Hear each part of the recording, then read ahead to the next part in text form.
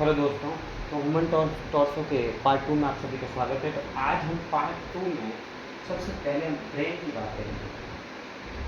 अभी तक आपने जो ब्रेन के बारे में पढ़ा है तो आपने देखा होगा कि जो ब्रेन होता है, जो हमारा मस्तिष्क होता है, मस्तिष्क के 3 भाग होते हैं। मस्तिष्क के 3 भाग होते हैं। सबसे बड़ा जो भाग होता है उस भाग का नाम है अग्र मस्तिष्क, जिसको अपन बोलते हैं फोर ब्रेन।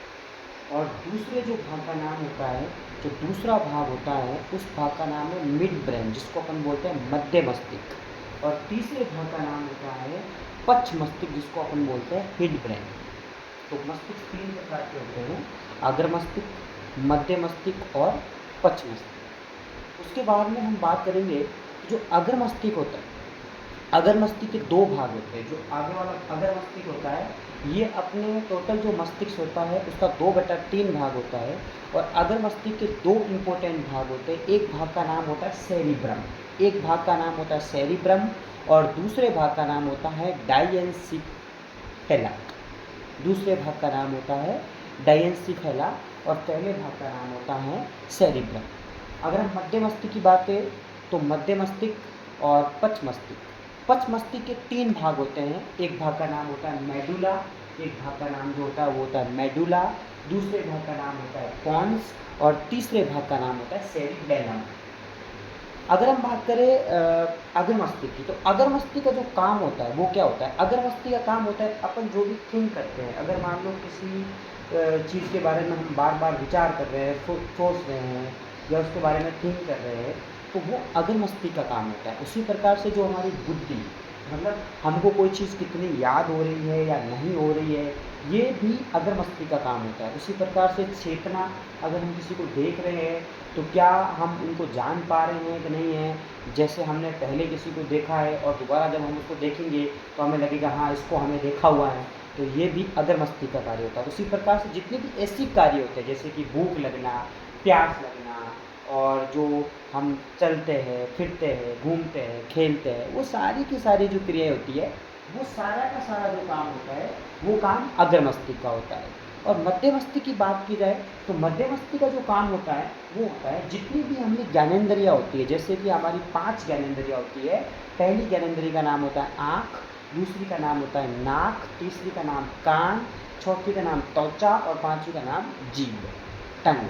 तो ये 5 ज्ञानेंद्रियाँ होती है। इन पाँचों ज्ञानेंद्रिया से जितनी भी जो इन्फॉर्मेशन मिलती है, वो इन्फॉर्मेशन भेजने में, मस्तिष्क तक भेजने में जो इम्पोर्टेंट जो काम होता है वो मध्य मस्तिष्क का काम होता है। उसके बाद में तीसरा जो मस्तिष्क होता है वो होता है पच्छ मस्तिष्क, जिसको अपन बोलते हैं हिंड ब्रेन।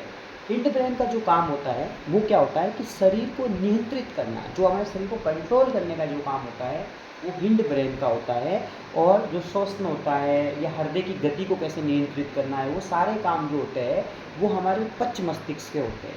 पच्छ मस्तिष्क में भी जो मेडुला होता है, मेडुला का काम होता है कि श्वसन और हृदय की दर को नियंत्रित करना। जैसे कि आपको मालूम है कि हमारा जो हृदय होता है वो 1 मिनट में 72 बार धड़कता है, तो इसको नियंत्रित करने का काम जो होता है वो पच्छ मस्तिष्क का होता है। जैसे कि हम दौड़ते हैं तो दौड़ने पे क्या होता है, जैसे कि आदमी कोई दौड़ेगा, रनिंग करेगा, तो रनिंग के केस पे क्या होता है कि उसकी जो हृदय की धड़कन होती है वो हृदय की धड़कन बढ़ जाती है, तो उसको नियंत्रित करने का जो काम होता है वो पच्छ मस्तिष्क का होता है।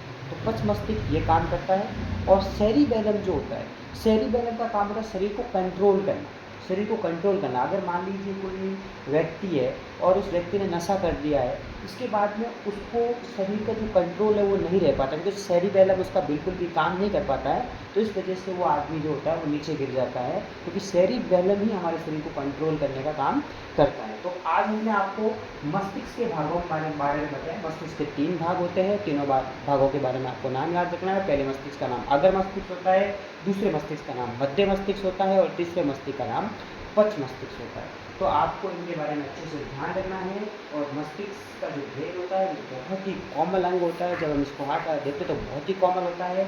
इसकी रक्षा करने का जो जिम्मा जिसने उठा रखा है उसका नाम होता है खोपड़ी। और मस्तिष्क की पूरी जिम्मेदारी, खोपड़ी एक तरह से मस्तिष्क का हेलमेट है, मतलब मस्तिष्क का हेलमेट एक तरह से मस्तिष्क की पूरी जिम्मेदारी, जो सुरक्षा करने की जिम्मेदारी है वो पूरी की पूरी खोपड़ी की होती है। तो थैंक यू। आज हमने मस्तिष्क के बारे में आपको पढ़ाया।